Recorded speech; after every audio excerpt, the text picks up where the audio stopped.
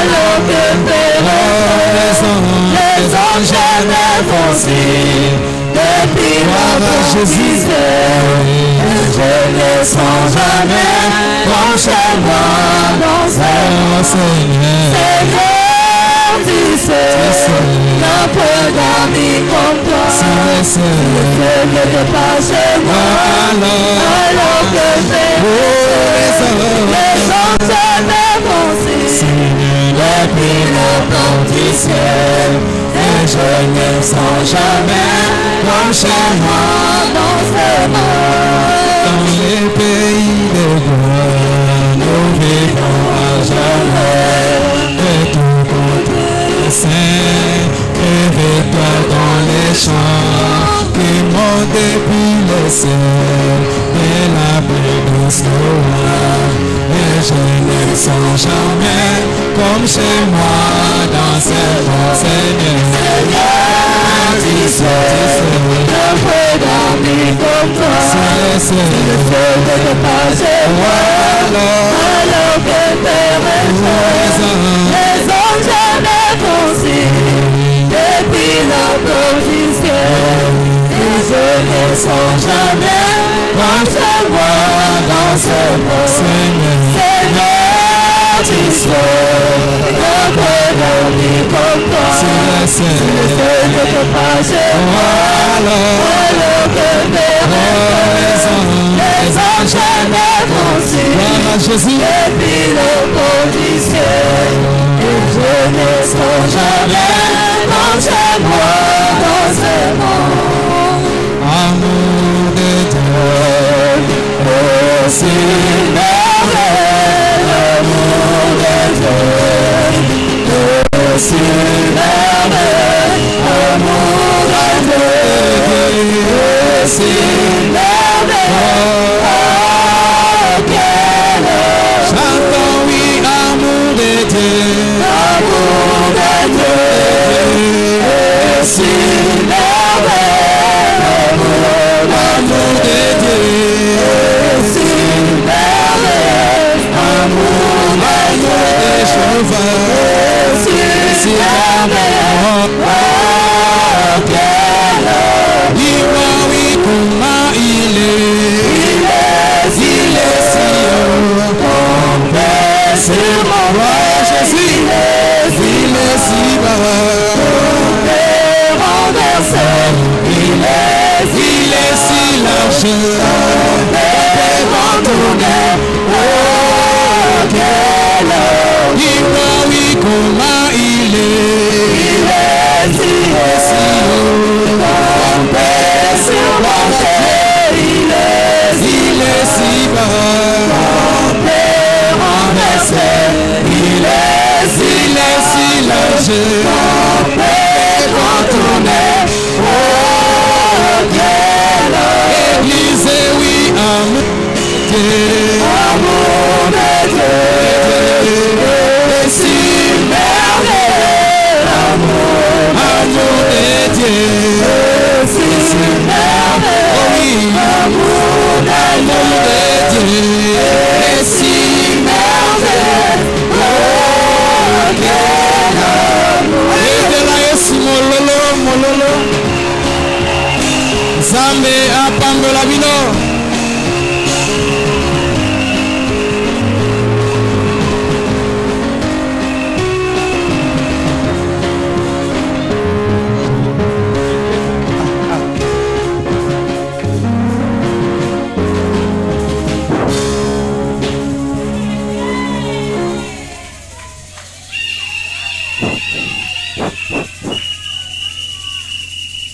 Est-ce qu'on peut acclamer le Seigneur Jésus?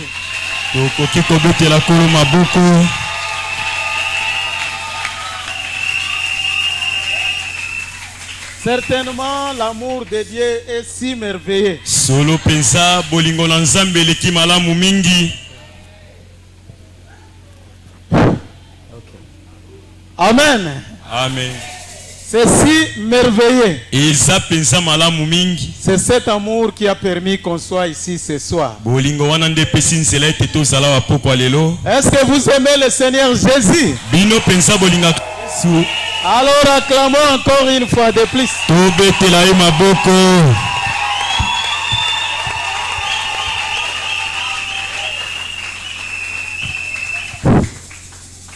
Je crois qu'ici c'est ma maison. Na ndimi ete oyo nde ndako na ngai. Je ne suis pas un étranger. Ngai naza mopaya te. Est-ce que j'ai dit la vérité? Nalobi solo. Et de Dieu, c'est ma maison. Liso na Nzambe ezali ndako na ngai. Et le pasteur Lileke, c'est mon pasteur. Bongo mokengeli Lileke nde mokengeli na ngai. Chez nous là-bas, nous l'appelons Papa Kouloutou. Bana biso kuna tobengaka ye Papa Kouloutou. Amen. Amen. Et nous vous aimons beaucoup. Biso tolingaka bino mingi. Puisque vous êtes le peuple de Dieu. Puete bozali libota na Nzambe. Comme nous aimons votre pasteur, Lokola tolingaka mokengeli na bino. nous aimons aussi son église. Bongo tolingaka pe ecclesia na ye. Amen. Amen. Nous remercions le Seigneur Jésus, Totondi kolo Yesu. car c'est lui qui a permis que nous soyons ici. Puete yenda pesi nzela ete tozala awa. Le diable a fait beaucoup de théâtre pour nous empêcher à venir. Satana sali masano ebele puete apekisa biso toya awa te. Mais nous avons dit, nous devrons tenir à notre promesse. Kasi tolobaki ete tokokokisa elaka na biso. Et Dieu nous a fait grâce. Nzambe pe asali biso ngolu. Laisse que l'honneur et la gloire lui reviennent au siècle des siècles. Tika ete lokumu kembo ezonga epai na bikeke na bikeke. Je ne peux pas commencer sans remercier aussi Papa Kouloutou, Nakoki pe kobandalite ete kozanga ete natonda Papa Kouloutou. puisque c'est lui qui a permis que je sois derrière sa chair. Po ete yenda apesi nzela ete natelema nsima etumbelo. Comme nous le disons chaque fois, la chair c'est comme la chambre à coucher. Lokola tobakango ete etumbelo eza lokola esika ya kolala. On ne cède pas ça à n'importe qui. Bapesaka yango epai ya moto nyonso te. Il faut que ça soit un ami à toi, Esengeli mpenza moto yango azala moninga na yo. un homme de confiance. Moto wapi otieli elikya. Amen. Amen. Et je vous remercie aussi tous qui êtes venus, Bongo bino pe boye natondi bino koleka. puisque sans vous, nous ne pouvons pas parler. Po ete kozanga bino tokoka koloba te. Amen. Je crois que Dieu nous fera grâce Nandimi ete Nzambe akosala biso ngolu. pour n'écouter ne fût-ce qu'un petit rien. Mpona koyoka ata eloko moko ya moke. Je sais que je ne saurais rien dire de nouveau ici, Nayebi ete nakoka koloba eloko ya sika awa te. puisque je connais la grandeur des ministères que vous avez. Po ete nayebi mpenza monene ya lotomo biso bino boza nango. Je ne ferai que répéter ce que vous écoutez à travers Papa Kouloutou. Ngai nakozongela kaka oyo bino boyokaka na nzela ya tata Kouloutou. Amen. Amen. Et le Seigneur nous fera grâce de manière que Kolo akosala biso ngolu na lolenge ete le Saint-Esprit puisse ajouter un peu des ingrédients ete molimo mosantu abakisa mwa binama likolo pour que la leçon paraisse comme si c'est une nouvelle leçon. po ete liteya emonisama lokola eza liteya ya sika. Amen. Amen. Je crois que ce soir, on est en train déjà de nous suivre partout. Na ndimi ete pokwa lelo bazali kolanda biso bisika nyonso. Et je salue tous ceux qui nous suivent dans les YouTube, Bongo napesi mbote bazali kolanda biso kuna na YouTube. que ce soit ceux qui sont en France Ezala bazali na po na France. et partout ceux qui suivent le pasteur Josué. Pe sika nyonso bazali kolanda mokengeli yoswa. Nous vous saluons au nom du Seigneur Jésus-Christ. Topesi bino mbote na komba kola Yesu Kristo. Si on peut se lever, Soki tokoki kotelema nous allons lire l'histoire de David et Goliath, comme je l'ai dit. tokotanga lisolo ya Dawidi pe Goliath. Comme je l'ai dit, que ce sont des choses que vous connaissez déjà. Lokola nalobaki ete eza makambo bino esi boyebi. 1 Samuel chapitre 17. Le verset, nous commençons au verset 31 et on descend jusqu'à 37. Buku ya basamuel ya liboso mokapo zomi na sambo tokobanda uta na nzela ya tuku misatu na mibale kino nzela ya tuku misatu na sambo. Commençons à 31. Tobandi na tuku misatu na moko. Lorsqu'on entendit les paroles prononcées par David, on les répéta devant Saül, qui les fit chercher. David dit à Saül que personne ne se décourage à cause de ces Philistins. Ton serviteur ira se battre avec lui. Saül dit à David, tu ne peux pas aller te battre avec ces Philistins, car tu es un enfant et il est un homme de guerre dès sa jeunesse. David dit à Saül, ton serviteur faisait paître les brebis de son père, et quand un lion ou un ours venait enlever une du troupeau, je courais après lui, je le frappais et j'arrachais la brebis de sa gueule. S'il se dressait contre moi, je le saisissais par la gorge, je le frappais et je le tuais. C'est ainsi que ton serviteur a terrassé le lion et l'ours, et il en sera du Philistin, de cet incirconcis, comme de l'un d'eux, car il a insulté l'armée du Dieu vivant. David dit encore, l'Éternel qui m'a délivré de la griffe du lion et de la patte de l'ours, me délivrera aussi de la main de ces Philistins.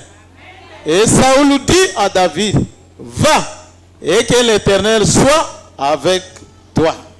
Nzela kotanga tukumisa tunamoko tango bayokaki maloba wapi lobaki Dawidi bongo bakenda kozongela koloba yango epai ya Saul pe bango balukaki Dawidi bongo Dawidi alobi na Saul tikete moto moko te ale manzoto na tina ya Filistina oyo mosali na yo akokende kobunda elongo na ye bongo Saul alobi na Dawidi yo kokite kokende kobunda na mo Filistina oyo pwete yo zali mwana moke ye azali mobali wapi ya bitumba uta elenge na ye.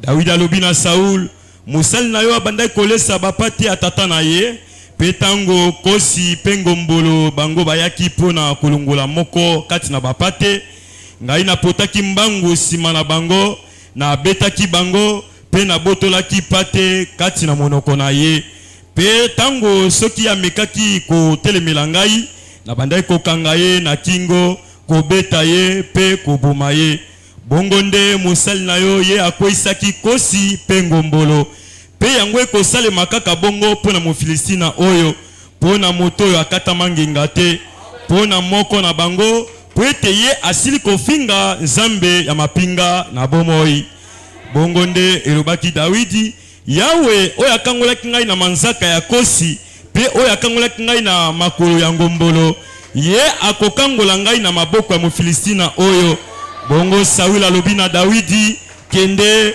pe Yawe aza elongo na yo. Que le Seigneur ajoute de bénédiction à la lecture de sa parole. Nous allons prier. Bien-aimé Père Céleste, tu nous as fait grâce ce soir d'être à cet endroit. Tu savais que chaque personne serait là où il est. Même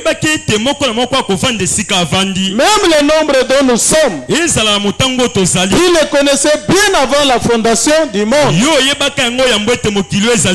Ainsi, avec nos têtes inclinées, nous nous approchons de toi. C'est toi notre Père. C'est toi le prédicateur par excellence.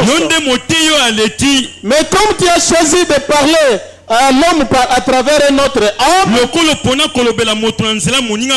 voilà pourquoi nous nous tenons devant. Nous ne prétendons pas connaître quelque chose plus que nos bien-aimés.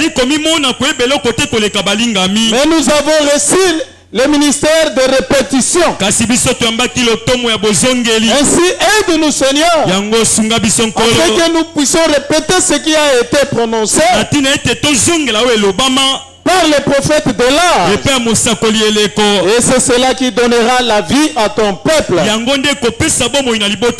Bénis Seigneur notre pasteur André Lileke. Bénis Seigneur tous ceux qui travaillent avec lui. Et bénis notre église, l'œil de Dieu tabernacle. Nous savons que tu as dit dans ta parole, tout concourt au bien de ceux qui aiment Dieu. Tout ce qui peut nous arriver, quelle était ta volonté? Et tu le fais pour notre bien. Merci pour cela, Père Céleste. Le diable est ce sujet. Nous le mettons en embargo. Il soit tenu à l'échec. Au nom puissant de Jésus.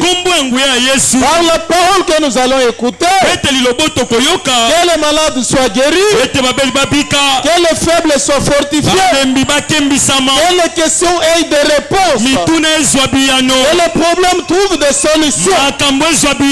Nul ne peut venir à toi, Seigneur, et rentrer tel qu'il est venu. Mais tout ce qu'il faut dans ta parole, donne cela pour que ton peuple soit dans l'ébullition. Tu as dit dans ta parole, il les a envoyé la parole et la parole les a guéris. Et cette parole puisse nous guérir physiquement et spirituellement. Nous remettons même cette semaine entière entre tes mains. Nous ne voulons pas qu'il y ait quelque chose qui puisse entraver, Seigneur, nos jours de culte. Même des pluies, Seigneur. Nous voulons que le moment de prédication, cela nous soit accordé comme des moments propices. Une fois de plus, bénis chaque personne ici présente. Au nom de Jésus, ainsi nous t'avons prié. Amen. Amen. Monsieur, vous asseoir.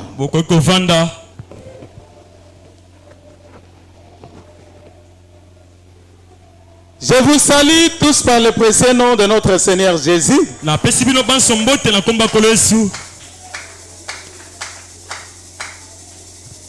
Bien. J'ai choisi comme un petit sujet une expérience personnelle avec Dieu. C'est ça que nous allons exploiter au courant de la semaine. Une expérience personnelle avec Dieu. Un chrétien doit avoir une expérience personnelle avec son Dieu. Amen. Amen. Chaque chrétien est censé avoir une expérience personnelle.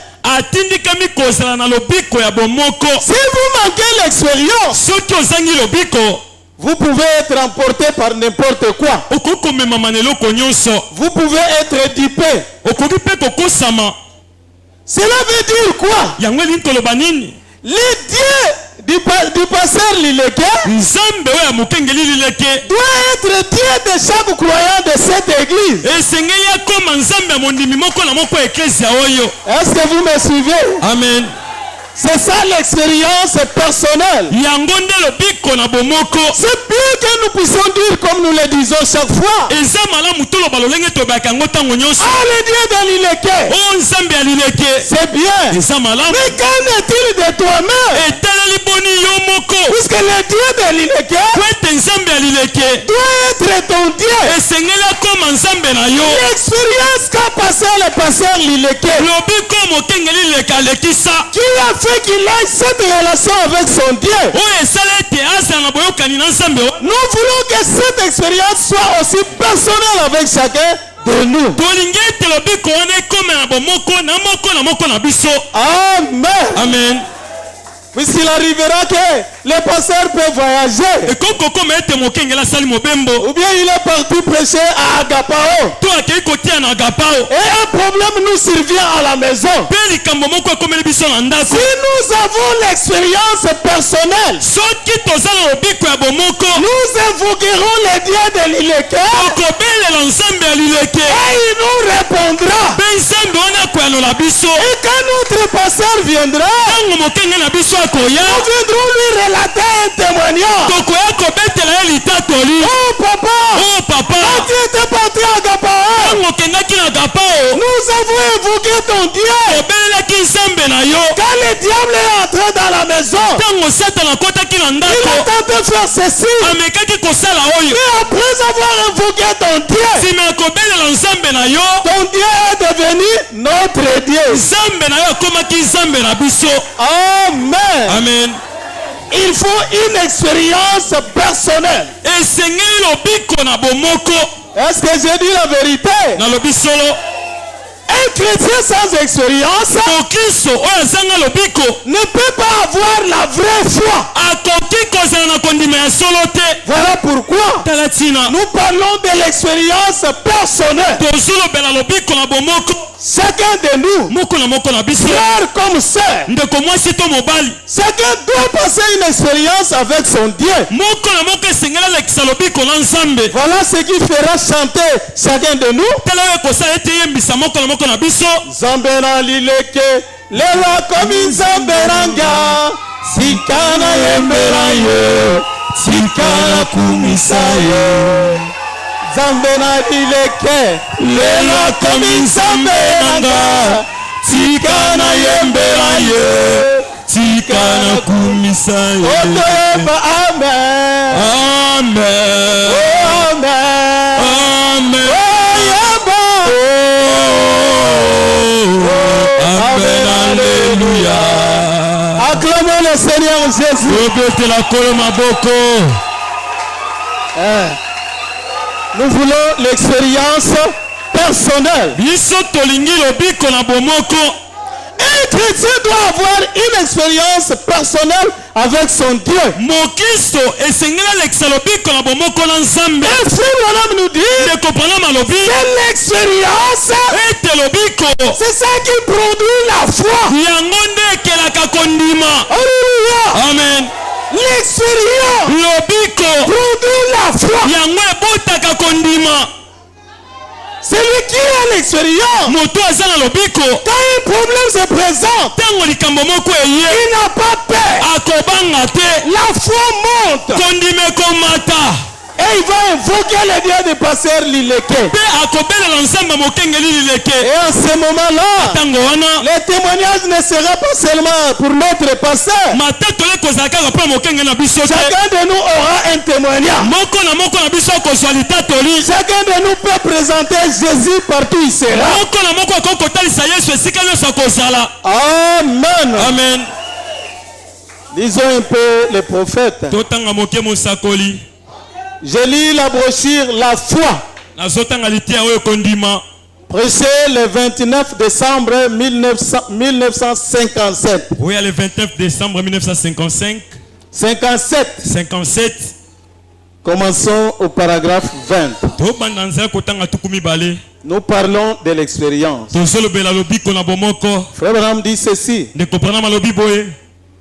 Et d'habitude, les gens qui ont la foi sont des gens qui ont de l'expérience. Pena momesano bato bazalaka na kondima ezali nde bato yo bazalaka na lobiko.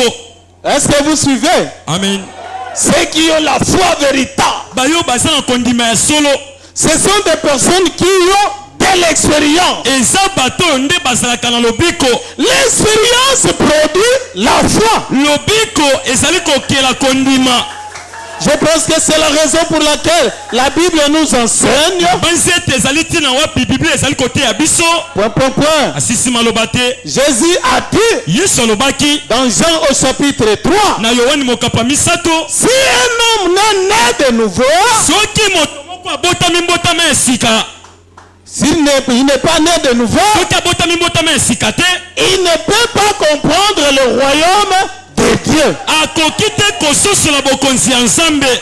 Oh, ça c'est en les citant d'après le texte original. Et oyo ezali kozongela ka kotanga ngo kotana matangi openza ya solo. Donc ça, là on dit qu'il ne peut pas comprendre le royaume de Dieu. Esika balobi ta ko kososola bokonzi ya Nzambe te. C'est le texte original. Ezali penza maloba ya solo. Dans la version du roi Jacques, bongo na lolenge to ngamba mokonzi yak Ndimbola, na ndimbola ya mokonzi yak il est dit, aelobami il ne peut pas voir. ye akoki komona te. Amen. Amen. Le texte original parle que si la personne n'est pas née de nouveau, il ne peut pas comprendre le royaume des cieux. Makomi oyo pense ya solo elobi ete soki moto abotama ya sika te akoki te kososola bokonzi ya likolo. Mais le roi Jacques, quand il a interprété cela, kasi mokonzi Jacques tanga alimbolaki yango, lui a dit il ne peut pas voir le royaume de Dieu. ye alobaki ete moto anga akoki komona bokonzi na Nzambe te. Mais ce mot ne veut pas dire voir comme vous regardez avec vos yeux. kasi maloba wana elingi te koloba komona lolenge bomonaka na miso na bino. Ça veut dire comprendre. elingi koloba ete kososola. Vous ne pouvez pas voir le royaume de toute façon. bokoki te komona bokonzi na lolenge nyonso. Vous devrez le comprendre. esengeli bososola yango. Et Jésus a dit, yesu alobaki si un homme n'est né de nouveau soki moto abotami mbotama ya sika te ne peut pas comprendre le royaume de Dieu, akoki te kososola bokonzi na Nzambe. alors il nous faut avoir une expérience na boye esengeli na biso tozala na lobiko moko avant que la foi puisse accomplir beaucoup de choses. yambo ete kondima ekokokokisa biloko ebele. Amen. Amen. Avant que la foi puisse accomplir beaucoup de choses, yambo ete kondima esala makambo ebele, il nous faut avoir une expérience. esengeli na biso tozala na lobiko moko. Par conséquent, na bokeseni les gens devraient d'abord être sauvés. bato esengelaki liboso babikisama. Premièrement, ils viennent à Dieu liboso baya epai ya Nzambe et ont une expérience du salut bongo bazala na lobiko moko ya lobiko avant de s'approcher de Dieu pour leur guérison. yambo ete bapusana pene ya Nzambe mpo na lobiko na bango. Cela accomplira des prodiges yango nde kokokisa bikamwiseli si seulement vous pouvez les croire. soki kaka bokokondima yango. Amen. Amen. Nous parlons de l'expérience personnelle. tosolobela lobiko na bomoko. Un chrétien, mokristo c'est la personne qui a l'expérience. ezali moto azalaka na lobiko. Pas quelqu'un qui a les messages en tête. eza moto taza na sango na motu. Amen. Amen. Vous pouvez connaître la parole de Dieu. okoki na yo koyeba liloba na Nzambe. Nous vous posons la question. totuni yo motuna Comment vous connaissez cette parole que vous répétez? boni ozali koyeba liloba ozozongela koloba. Ah, puisque notre pasteur nous en a prêché. po ete mokengeli na biso ateya yango. Frère Branham dit, ekopana malobi le diable connaît aussi la parole. satana ayebi liloba. Mais la chose qu'il ne peut pas faire, eloko akoki kosala te c'est vivre la parole. ezali nde kobikela liloba. Mais vous, ezala bino Dieu vous a fait grâce Nzambe asala bino ngolu de pouvoir vivre la parole. mpe ete bokoka kobikela liloba. Amen. Amen. Le diable connaît la parole. satana ayebi liloba. Il peut vous citer la parole. akoki kotanga Il liloba. peut citer même les citations de Frère Branham. akoki kotanga ata makomi ya Branham. Des fois, mbala les misusu vrais enfants de Dieu, bana na Nzambe ya solo ils n'ont pas beaucoup de citations en tête. bazalaka na makomi ebele na motu te. Mais c'est du diable. baoyo ya satana Ils ont des valises dans leur tête. baza na makomi ebele na motu. Quand ils se tiennent ici, ntango batelemi awa ils peuvent vous épater avec l'air français. akoki kobebisa na lopoto na ye. Mais kasi quand on arrive au temps de montrer l'expérience, ntango tokomi na esika ya kotalisa kolo là il ne saura rien faire. wana akokoka eloko te. Oh, ça c'est du passé. oyo eleka. Oh, ça c'est Branham seul qui peut le Branham faire. nde kaka nde asala. Amen. Amen. C'est puisqu'ils n'ont pas l'expérience. ezali po ete baza na lobiko te. Mon frère, ndeko na ngai mobali, ma soeur, ndeko na ngai il mwasi, faut une expérience. esengeli na yo lobiko. Puis c'est l'expérience qui produit la foi. lobiko ezokela kondima. Amen. Amen. Laissez-moi lire encore une chose dans ce sens-là. La brochure Avoir foi en Dieu. Prêché le 5 janvier 1958. Oui, le 5 janvier 1958. Le paragraphe 5. 5. C'est dans ce paragraphe qu'il a lu aussi les textes. Voilà pourquoi moi je descends un peu après les textes. S'il faut dire, c'est la partie C. C'est la publication de Shekina. Il a dit mis ça beaucoup de petites parties. Il dit ceci. Mon sujet c'est avoir foi en Dieu. Eh bien, il nous est enseigné dans la sainte parole de Dieu que la foi vient de ce qu'on entend. Ce qu'on entend de la parole. Eh bien, la foi, c'est une expérience. Et suivez maintenant. Eh bien, souvent la foi vient de par une expérience antérieure.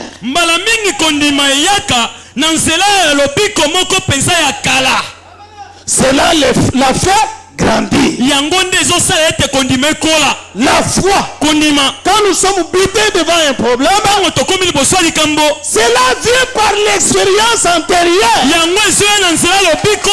Quand tu vas penser, une fois tel problème était devenu devant moi, j'ai évoqué le Dieu et Dieu là m'avait répondu. Alors tu finiras par dire, le même Dieu là qui était avec moi dans cette expérience, aujourd'hui il sera avec moi dans ces problèmes. Voilà pourquoi frère Branham dit que la foi vient par l'expérience antérieure. Amen. Amen. C'est comme le texte que nous venons de lire. Vous connaissez ça très bien. L'histoire de Goliath et David. Nous savons que c'était une période où Israël était en guerre avec les Philistins. Mais à cette période-là, une idée est venue du côté des Philistins. Au lieu de laisser périr nos armées, nous voulons que si nous on choisit une seule personne, et là aussi on choisit une seule personne, les deux vont s'affronter. Celui qui tuera l'autre, les vainqueurs, donc leur armée a vaincu. Pourquoi il a lancé ce défi? Puisqu'il savait que dans l'air, quand ils avaient un géant, un grand combattant, un grand héros, c'était Goliath.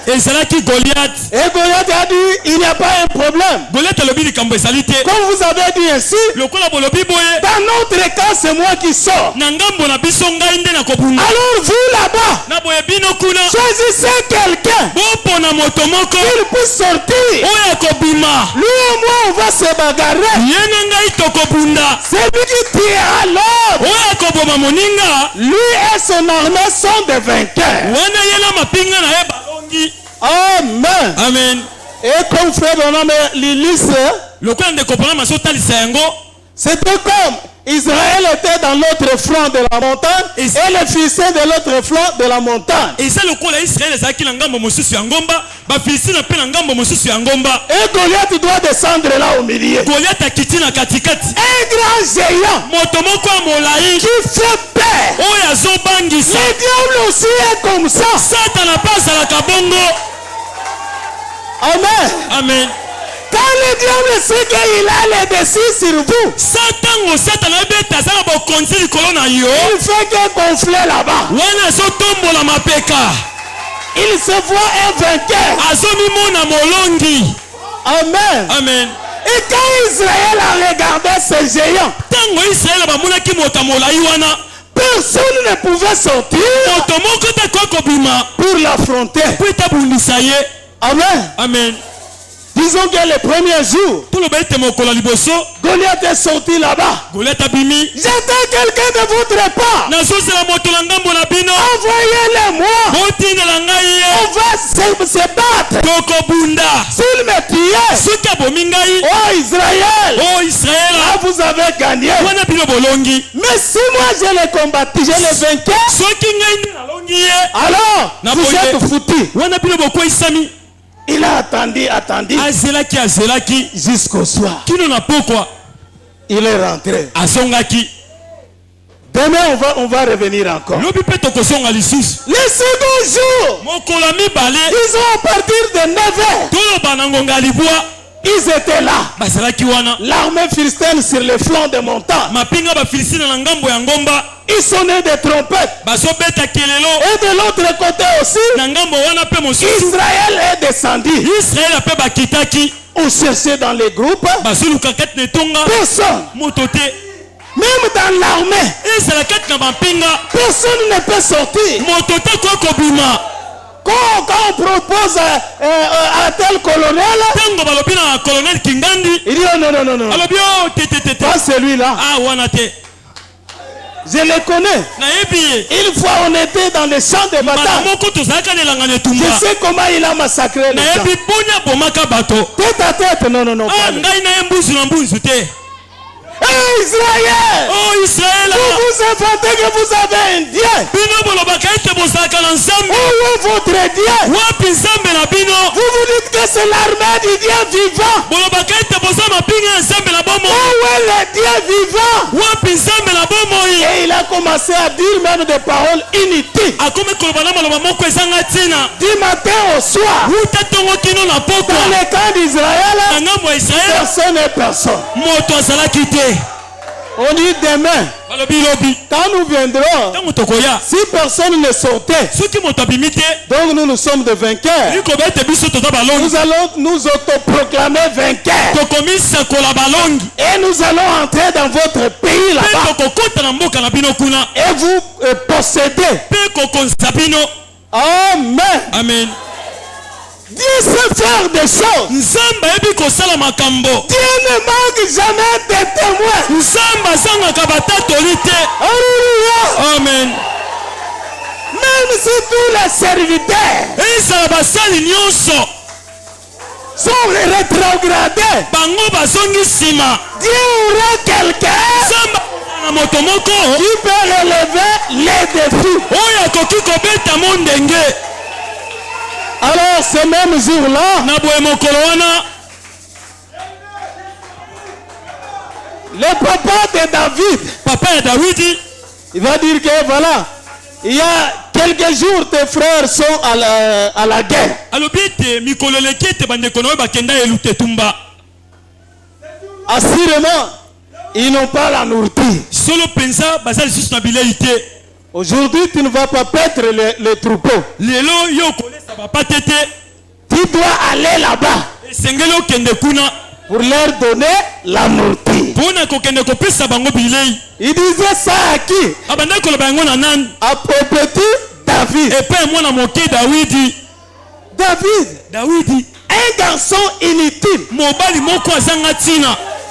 négligé même dans sa propre famille. Oyo kuta atiolamaka atakola libota na ye moko. Est-ce que vous me suivez? Bosolanda ngai. David était négligé. Dawidi atiolamaka. Quand il a fallu faire scolariser les enfants, Ntango esengelaki kokotisa bana kelasi, on l'a mis de côté. batiaka ye mopanzi. Ses frères ont étudié. Bayaya na ye batangaka. Quand il a fallu préparer des soldats, Ntango esengelaki kobongisa to kolengela mapinga, lui on l'a mis de côté. ye batiaki ye mopanzi. Ses frères ont fait la formation militaire. Bayaya na ye bayekoli kokoma basoldat. Mais la personne qu'on mettait de côté, Kasi mobali oyo batiaka mopanzi, c'est là où était l'œil de Dieu. kuna na esika liso na nzambe ezalaka. Alléluia. Amen. Dieu ne manque jamais de témoins. Nzambe azangaka batatoli te. Alors, très tôt matin, Il a emballé son sac. Comme souvent il marchait avec sa lance-pierre. Et la canne avec ça qu'il paissait les troupeaux. Il est sorti. Et il est parti. Aux environs de 10 heures. Il arrive dans les camps.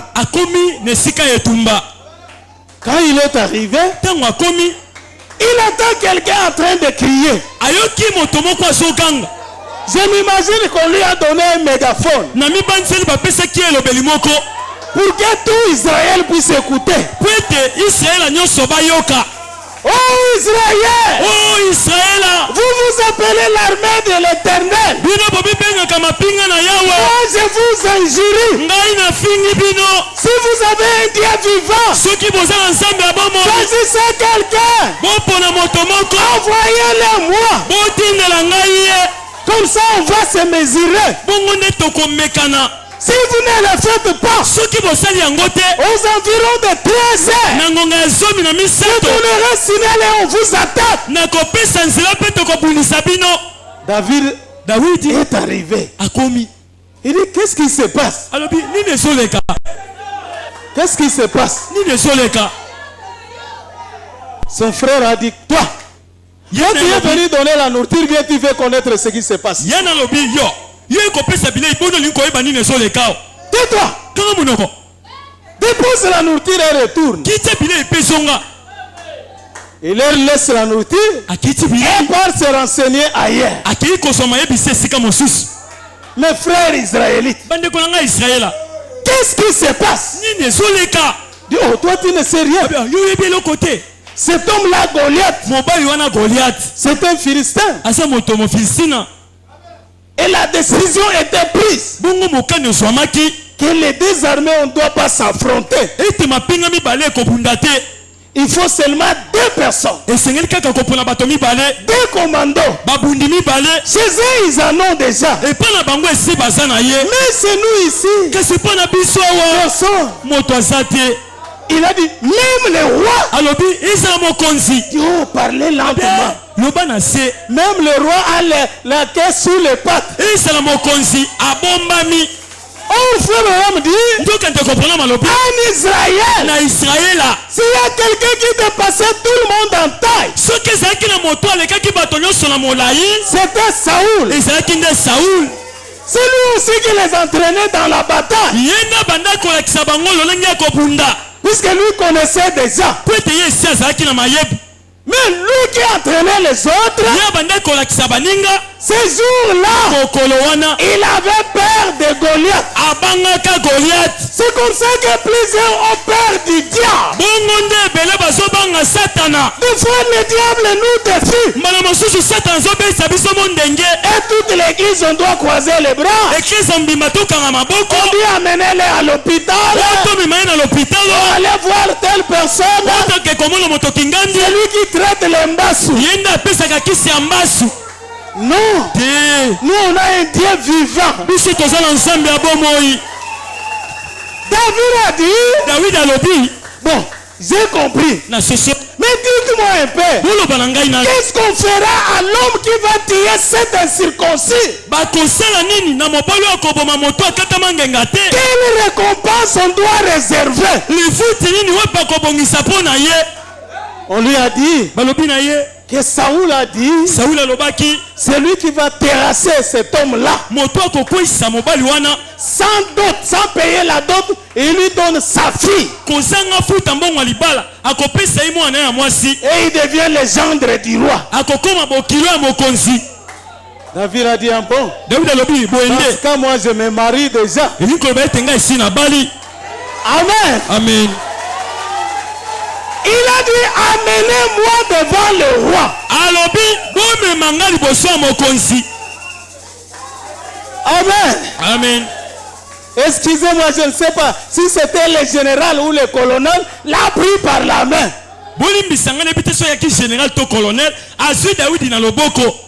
Et il l'amène auprès du roi. Le roi voit. Les colonels entrent avec un homme. Oh, roi vit et règne à jamais. Ce jeune enfant ici, il dit que lui est capable d'affronter ces Philistins. Et il va le tuer. Il vient de nous raconter son expérience. Amen. Amen. Saoul a dit oh non. Saoul a dit tu es un enfant. Lui, c'est un guerrier il y a longtemps. Nous le connaissons. Et si ces gens sont devenus orgueilleux et ils nous défient, c'est à cause de lui. Tu n'es qu'un enfant. Il risque de te tuer. Il dit au roi, écoutez-moi bien. Moi ton serviteur, j'ai de l'expérience personnelle avec Dieu. Amen. Amen. Écoutez-moi au roi. Un jour, j'ai passé les troupeaux de mon père. Un grand lion est sorti. Il s'est saisi d'un agneau. Et il voulait l'emporter. Roi, j'ai dit je ne peux pas laisser la bête de mon père être dévorée. J'ai pourchassé le lion. Je l'ai saisi. Je l'ai ouvert la gueule. Je lui ai arraché l'agneau. Et il était mort. Le roi a dit quoi? Le lion. Non, attention enfant. C'est un lionceau ou quoi? Il est au roi. Un grand lion. Ah, c'est terrible. Bon, dis-moi encore, quoi encore? Oh roi, un autre jour, c'était lousse. Le roi a dit quoi? Attention, lousse. Lousse blanc. Il est venu comme c'était le cas pour les lions. Il s'est saisi d'une brebis. Il voulait l'emporter. J'ai dit, moi je ne laisserai jamais une des brebis de mon père être dévorée par un animal. Bon, qu'est-ce que tu as fait? Tu as appelé les gens? Tu as appelé les chasseurs? Oh non, roi, je l'ai pourchassé. Le roi a eu un peu peur. Je l'ai saisi par la queue. Après je suis monté sur le cou. Je lui ai arraché la brebis. Et je l'ai tué. Le roi ne faisait que secouer la tête. Et à la fin il va dire, les dieux là qui m'a délivré de la patte de lion et de la gueule de l'ours, le même Dieu me délivrera de ce félicitant un incirconcis. Amen. Qu'est-ce?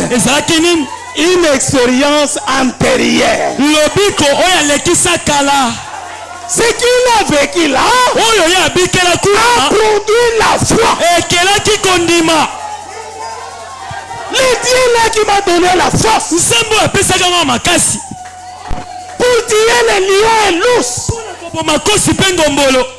il me donnera encore la force. De la manière que j'ai traité ces deux animaux, ça sera le cas pour ces Philistins. Alléluia. Amen. Le roi était convaincu. Qu'est-ce qu'il a convaincu? C'est l'expérience. Amen. Amen. C'est comme nous. Quand nous disons Cet enfant que tu vois, un jour, il avait piqué une crise. Il était mort presque. Nous sommes allés vite auprès du pasteur Lileke. Il a prié. Et cet enfant est revenu. Pour toi aussi, n'ayez pas peur. Nous devrons aller. C'est l'expérience. Amen. Amen. Le roi dit, va. Que l'Éternel soit avec toi. Il voulait sortir. Il lui dit, mais viens. Tu ne peux pas aller comme ça. Il faut des armures. Tu le vois tel qu'il est là. Il porte une casque qui recouvre sa tête. Et il n'y a qu'une ouverture ici, là où il y a les yeux. Et sa tenue là qu'il a, l'épée ne peut pas couper cela. Et les bottes qu'il a au pied, c'est terrible. Et son épée à lui, c'est terrible. Alors prends mes armes. Et on a sorti cela. Amen. Amen. On lui fait porter la tenue là. Lui est court. Le roi qui le portait est géant. On a essayé de plier les pantalons. On a plié les manches ici du jacket. On lui met les bottes là. Très gros. Et on lui remet l'épée. On lui place les casques du roi. Il essaye d'avancer. Ça ne va pas. Il essaye d'avancer. Ça ne va pas. Il dit, je ne connais rien de la théologie. Enlève-moi ça. Il s'est débarrassé de cette théologie. Il a ôté même la jaquette. Il enlève le casque. Il enlève même les bottes là. Le roi lui demande, mais comment tu iras devant ces guerriers? Il dit, moi je pars avec le Dieu d'Israël. C'est ça mes armées. Il est avancé. Frère l'illustre et dit qu'il devrait traverser un petit ruisseau. Et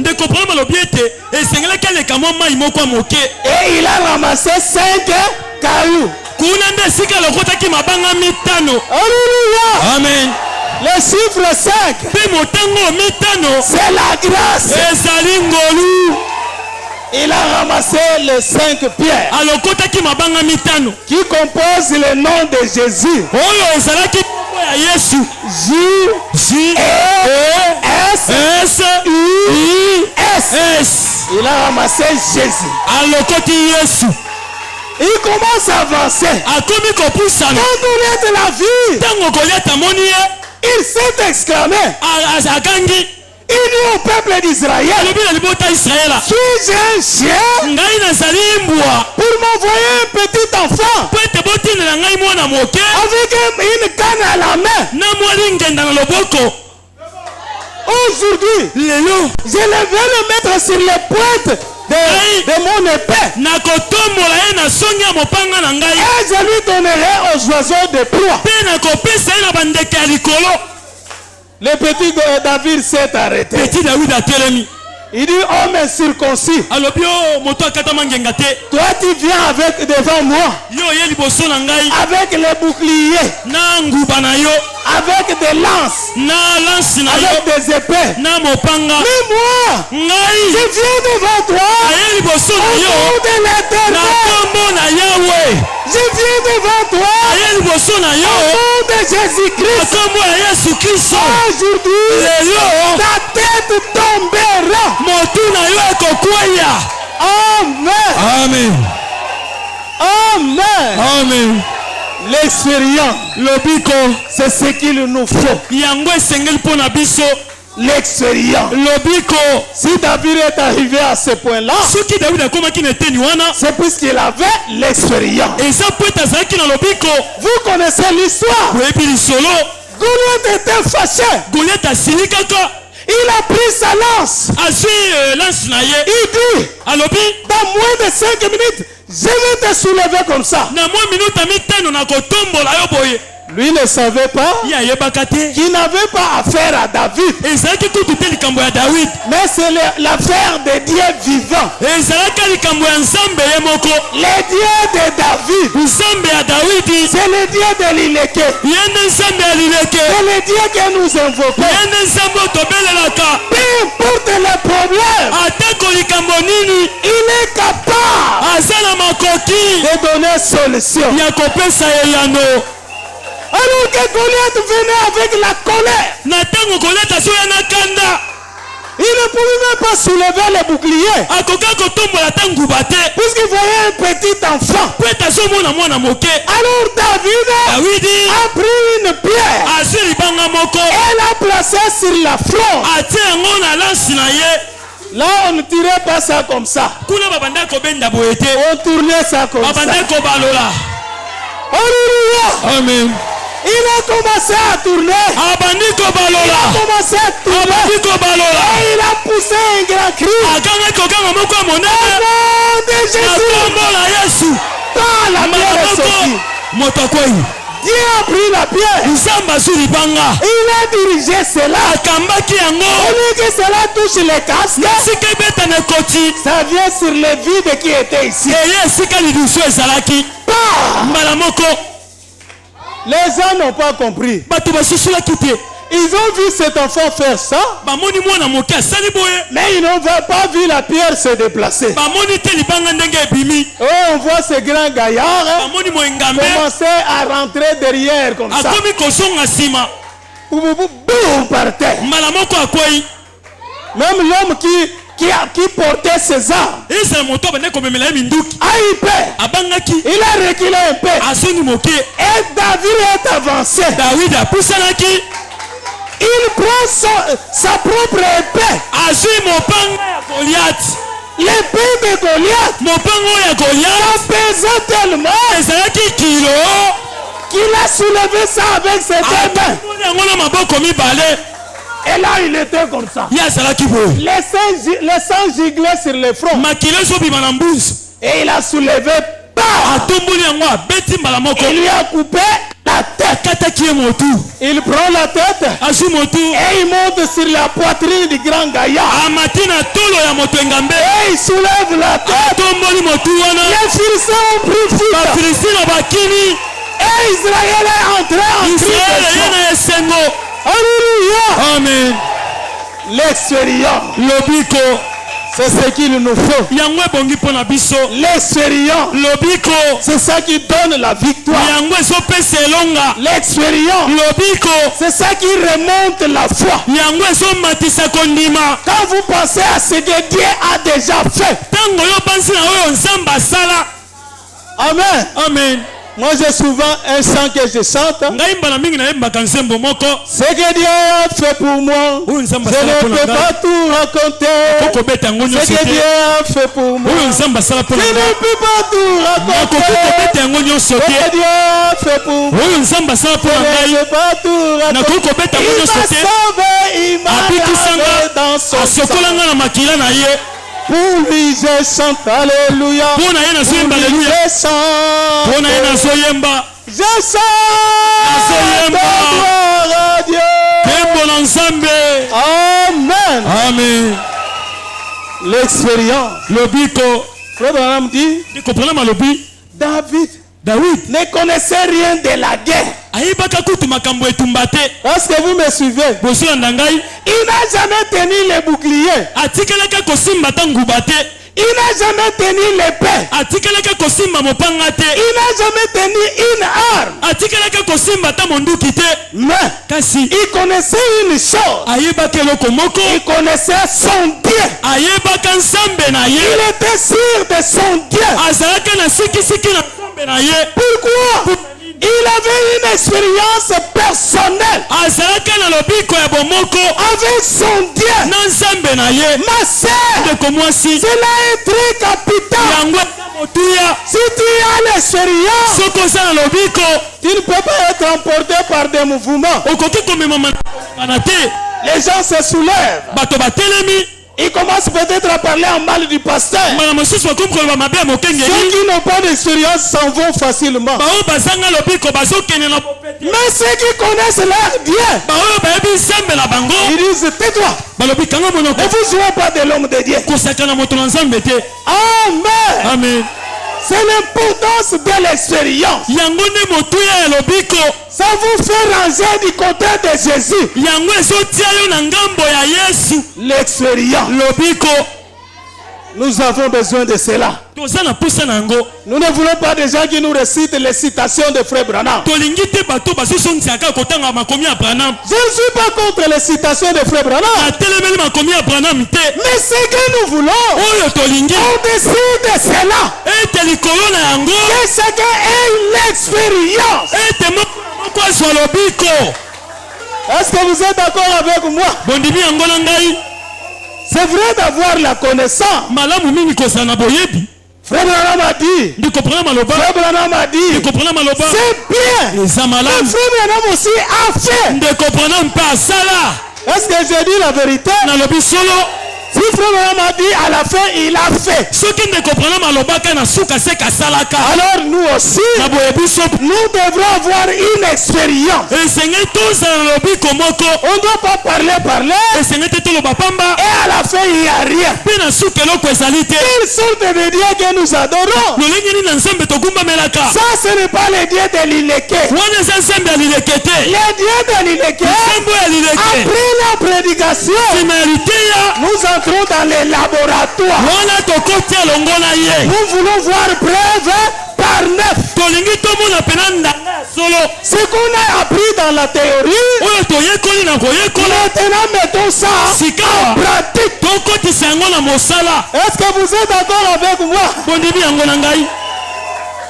C'est ça le Dieu que nous prions. Le Dieu de Branham, qui était le Dieu de Baruti, qui est aujourd'hui le Dieu de Linéké, qui est le Dieu de Zola.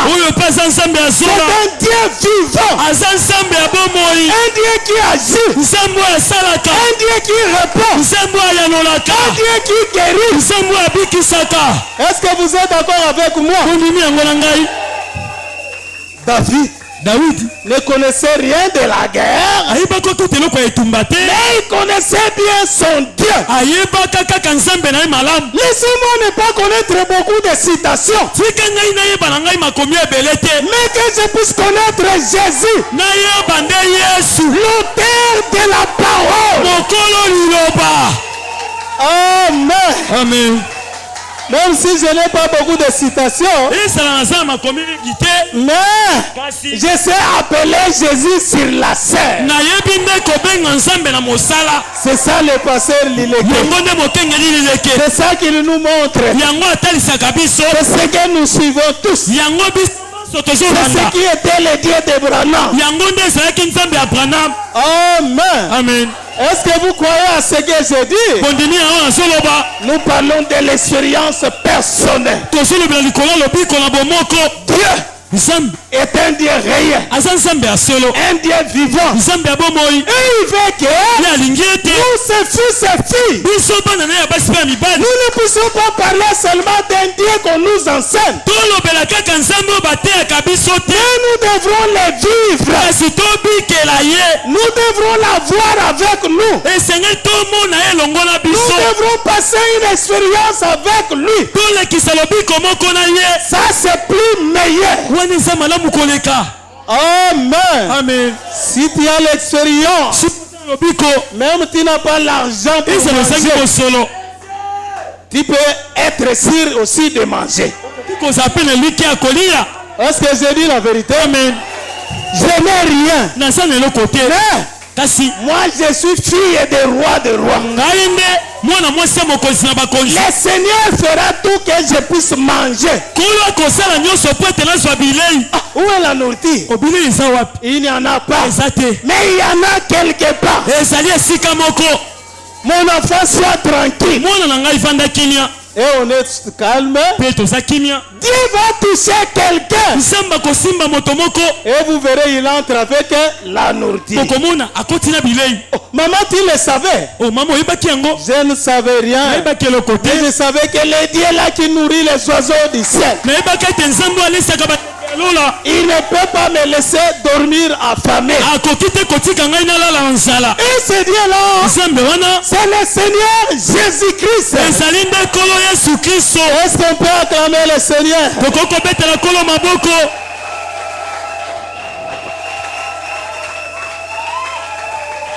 Amen.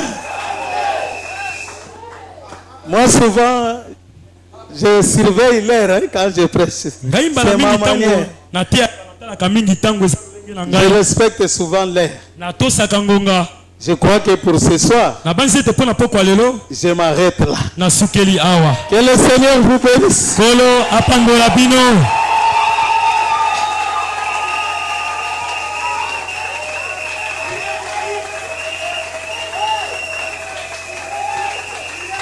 Est-ce que Dieu nous a parlé? Zambena lileke Ela kami Zambenanga Tikana yembera ye Tikana kinisa ye Zambena lileke Ela kami Zambenanga Tikana yembera ye Tikana kinisa ye Otoyeba amen. Amen. Amen.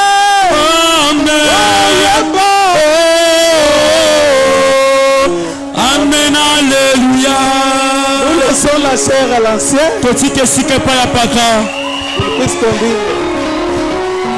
Lèvez-vous. Nous allons prier. Si vous êtes malade, ayez foi. Soit touchez même la partie qui vous fait mal.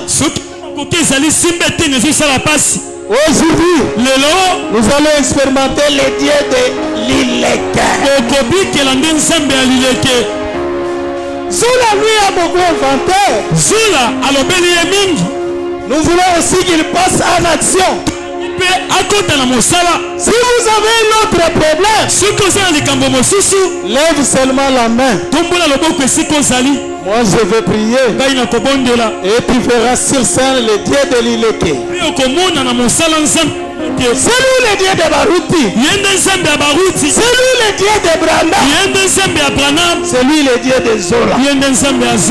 Il est notre Dieu. Prions. Bien-aimé Père Céleste, nous venons de parler de l'expérience personnelle. Et dans cette leçon, nous venons de comprendre que tu n'es pas un Dieu mort. Tu n'es pas un Dieu de l'histoire. Mais tu es un Dieu présent. Un Dieu vivant. L'un Dieu qui agit. Je viens de parler de l'expérience.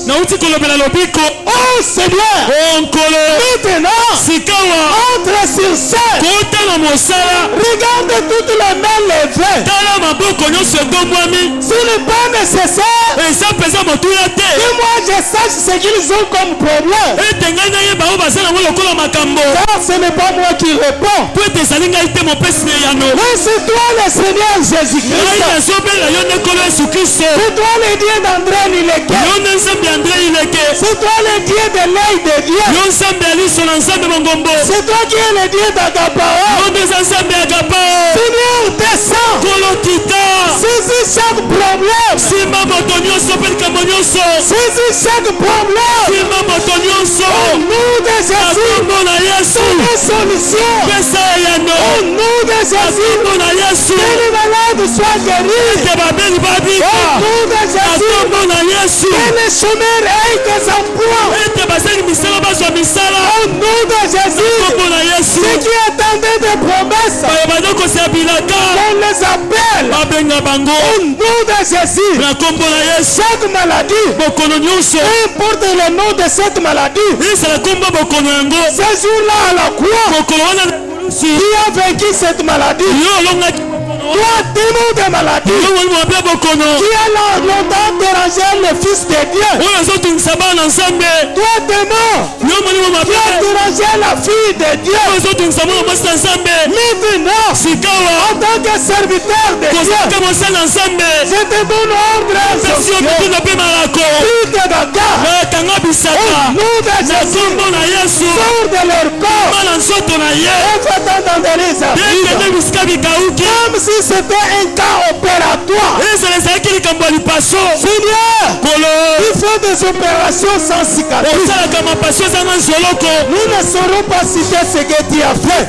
Yebi oyo ozali. Mais ce que nous savons, Oyo to- tu es capable encore de faire ce soir. ozala makoki ya kosala yango.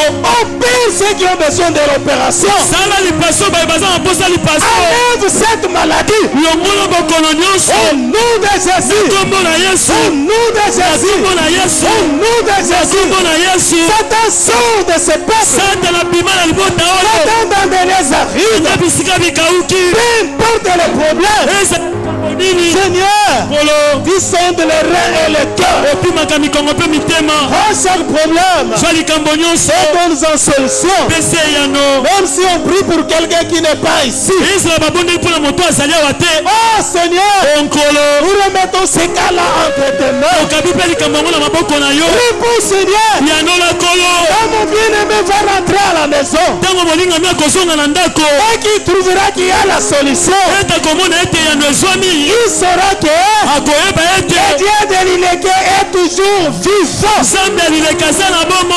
Jésus-Christ yesu kristo est le même hier, aujourd'hui, éternellement. azali mokolo milelo mpe libela na Au libela. nom de na Jésus. kombo na Au yesu. nom de na Jésus. kombo na Au yesu. nom de na Jésus. kombo na yesu. Que des solutions soient données. ete biyano epesama. Merci Père Céleste. tondi tata na lola. Merci au roi des rois. matondi mokonzi na Nous bakonzi. croyons de tout notre cœur tondimi na motema mobimba. que tu sillonnes déjà la salle. ete yo esotambola na esika Et oyo. tu te saisis de chaque problème. ozokanga ete kolata likambo nyonso. Même ceux qui ne sont pas ici, ezala bato bazali awa te. qui sont retenus à cause d'un problème, oyo bayaki mpona likambo. qui sont à l'hôpital oyo baza na lopitalo. à cause d'une maladie. na ntina ya bokono. Oh Jésus-Christ, oyo yesu kristo. le Dieu de l'Ilégué, nzambe alileke. visite-les dans cet hôpital. kende kotala bango na Nous lopitalo. voulons que le vendredi qu'ils soient ici. tolingi ete mokolo ya mitano bazala awa. Au nom de Jésus, kombo na yesu. qu'ils sortent de là. babikuna. Ceux qui sont retenus par d'autres problèmes, bayo bakangami na makambo mosusu. qu'ils soient dégagés de cela. balongolama na yango. Au nom de Jésus. na yesu. Au nom de na Jésus. kombo na yesu. Merci Père Céleste. matondi tata na lola. Merci au roi des rois. matondi mokonzi na Merci bakonzi. au Seigneur des seigneurs. matondi kolo na bankolo. À toi la gloire. na yo kembo. À toi l'honneur. na yo lokumu. À toi la puissance. na yo nde nguya. À toi le cri de joie. na yo nde kokanga na esengo. Au siècle des siècles. bikeke na bikeke. Merci Père Céleste. matondi tata na lola. Bénis ton serviteur. pambola mosali na yo. Bénis son épouse. pambola mwasi na ye. Bénis toute sa maison. pambola ndako na ye nyonso. Bénis l'œil de Dieu tabernacle et tout pambola miso ya entier. nzambe mongombo na mobimba. Et nous croyons que Seigneur, tondimi ete nkolo. si tu nous accorderas encore un temps, soki okopesa biso ntango. le rendez-vous est pris pour ce vendredi soir. kutani yango etiami mpona mokolo ya mitano na pokwa. Accorde-nous Seigneur pesa yango ce dont nous t'avons demandé biso tosengi yo. au nom de Jésus-Christ. biso Si t'avons prié. wende tobondeli yo. Amen. amen.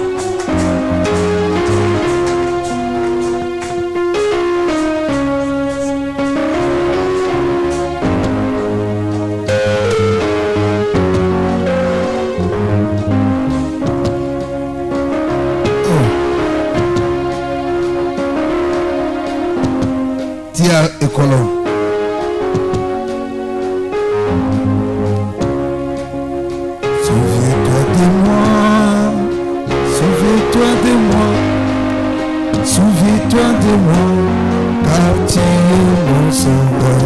Souviens-toi de moi. Souviens-toi de moi.